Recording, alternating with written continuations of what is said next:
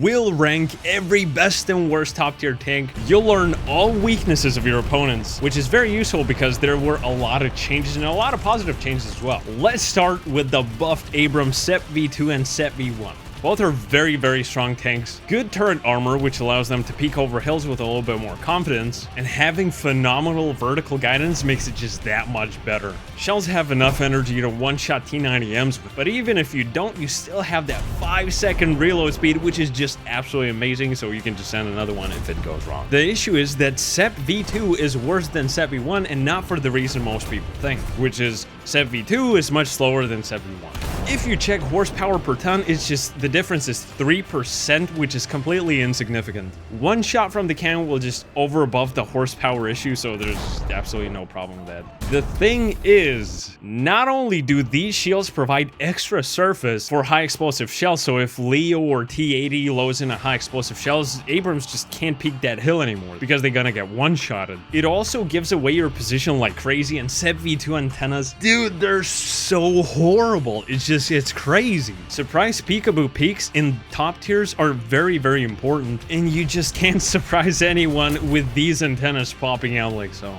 This explosive reactive armor doesn't really stop ATGMs at all, but rather reduces their damage quite significantly. However, you'll be fighting tanks a lot more frequently than BMPs, and helis, their rockets go top down anyway, so it doesn't help. Also, Abrams has one of the best aiming speeds, which give it an edge over other tanks, and that's why it goes to top of the A tier, and Sep V2 goes a little bit below Sep V1.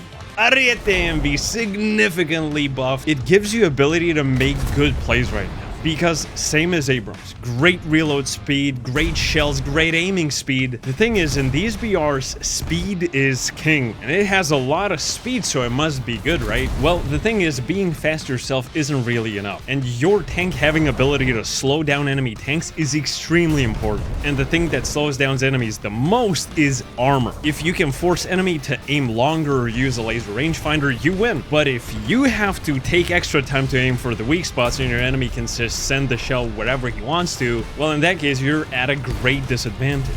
So basically, Ariete can't take any slugfests at all because there's just too much pressure on you. You have no armor and you gotta aim for the weak spots. Plus, if you make one mistake, you instantly get one-shotted because shell placement is just completely horrible. Your ammo rack gets hit all the time. So in general, you gotta be better than your opponents to win against them. Just as a challenge for yourself, it's a fun tank, so it goes to B tier.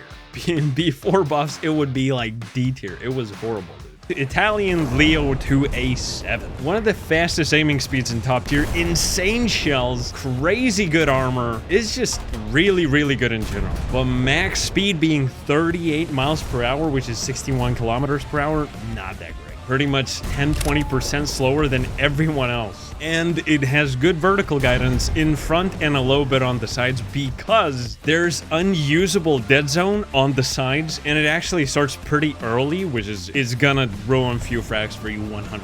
Sounds like pretty big nerfs, man. But Italian Leo 2A7 is still super, super tanky. You see, these perfectly placed spall liners, they help so much, is absolutely crazy. Plus, it has the best cannon game. Deals fantastic damage. The damage is insane, dude. Which makes you feel very, very comfortable when you have to take risks, aggressive rushes, all that kind of stuff. Perfect thermals, good amount of smokes. Basically, survivability, armor, and the cannon just pumps it up to S. Challenger 3TD. It used to be top tier, but finally, big W for dev team. It did not get enough tier to 12.0. It stayed at 11.7, which is just absolutely great. I personally love this thing. I don't know why. Obviously, there are stronger 11.7 tanks than Chally 3TD, but 6-second reload for a great cannon. Nice amount of smokes. It's good, man. Okay survivability as long as you hide your body, because if you show it, it's just instant death. However, it does have big weak spots, and it is quite a bit slowish.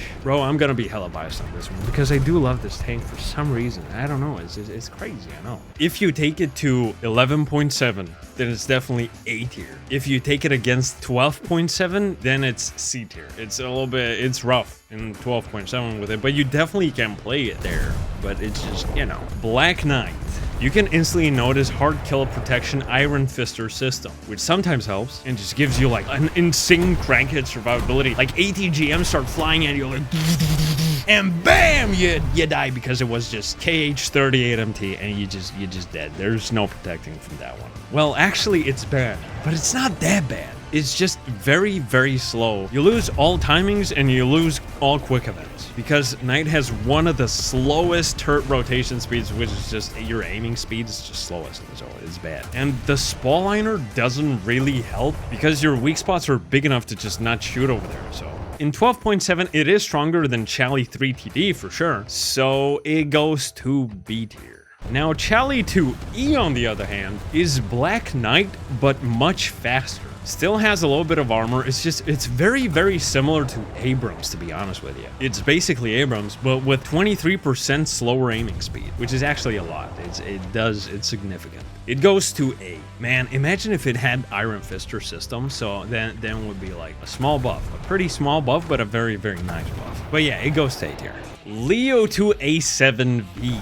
Literally same as Italian Leo. It just doesn't have a Browning machine gun on top. So German Leo 2A7V is a little bit worse because for Italian guy, this thing does not count as a weak spot extension for high explosive shells. Maybe like a few extra pixels here and there, but it ain't that significant at all. It's that Abrams SEPV2 noises, I know. S tier still goes to S tier, easy S tier for Leo 2A7. Below Italian Boyo though, but they're pretty much identical. They're pretty much the same. Aegis TVL, also known as Spookston Mobile. It's so specific, man. This thing splits into two basically. If you go to general MBT locations with this thing, take head-ons, use standard positions, it's horrible. Penetration is not enough, damage is laughable, and amount of ammunition is just pure cringe. But if you flank, your reload speed gets you multi-kills very, very easily. If you don't need more than 6 frags, but rather need score for a cast, then it's absolutely perfect. You just have to use HSTVL as a line tank. Granted, it's not effective for all maps, but you gotta take your time and flank the boys. Because if you flank, you delete. If you take a head-on, you get deleted. But actually, you can take Slugfest if you fight from the hillsides, because you can position yourself sideways on the hill to get extra vertical guidance because it has more vertical guidance on the sides than up front, and in that case, it becomes impossible to take you out. Especially if you start moving back and forth, it starts feeling like cheating because it is quite literally impossible to kill you. All they can do is break your cannon or take out your commander. That's it. The biggest problem still remains, you will run out of ammo, which will force you to go to sight, which in turn will force you to take on head-ons. So basically, the longer you live with HSTVL, the more it wants you to die. So for guys that want to get score for a cast, this is like the best option, S tier, the easiest tank to get cast. But for guys that want to get nukes with this thing, man, you're gonna run out of shells, dude. It goes to C tier. It's fun, but there's not enough ammo, dude.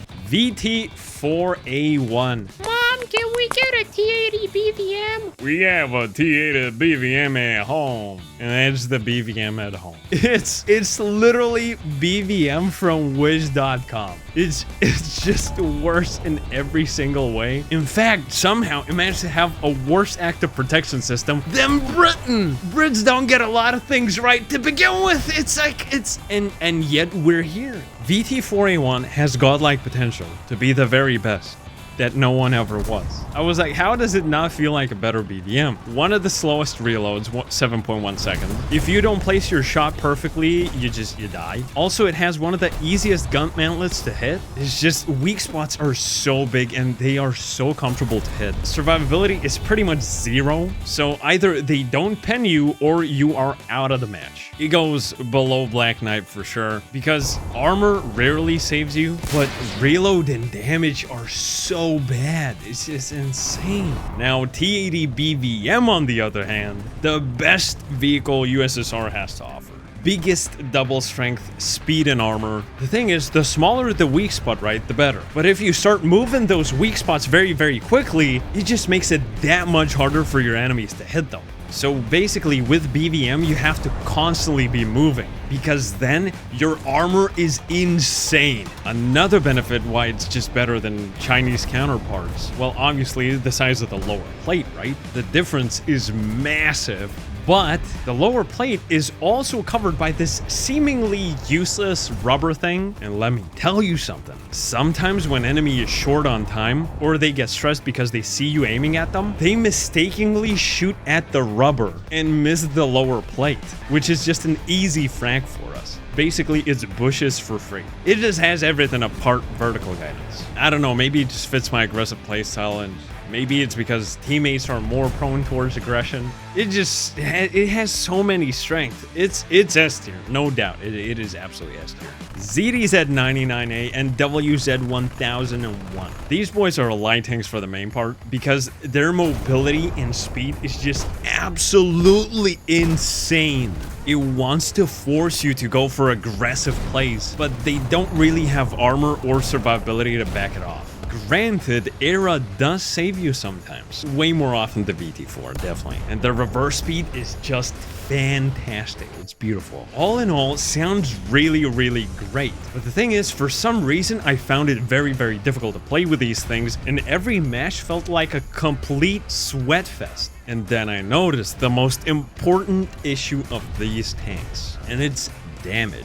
In top tier, shooting up plays that you can penetrate is just absolutely not enough. You gotta aim for the crew members, you gotta aim for the ammo racks, armor plates that spall more, and ZDZ99A and WZ1K1 force you to be just that much more precise, to the point that you feel paranoid to take risks, because you might just simply not deal enough damage. For these guys, the damage is just horrible, and pair it with 7.1 second reload, and now the risk you take is huge, because if you overcommit to take a frag and damage lets you down, not only they're gonna send one back, they will also reload the second shot faster than you, which is absolutely crazy, dude. So if damage was bigger, it would definitely be A tier, but for now, they're just a lot more fun than Ariete. At least you can be aggressive sometimes, even though it's a big risk. And ZDZ99A is definitely better than WZ1K1 because crew and ammo are hidden much better. Frenchie!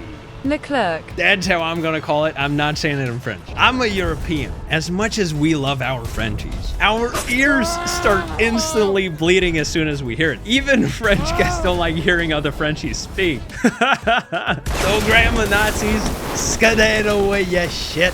Go right back to school. Nobody want them here anyways. Leclerc is basically a flanker because your cannon is great, reload speed is absolutely fantastic, and you don't even need aces to have a 5-second reload. Mobile, insanely fast, 28 horsepower per ton. That is just crazy. Well, why is it a flanker? Because it can't take head-ons at all. No armor and no survivability.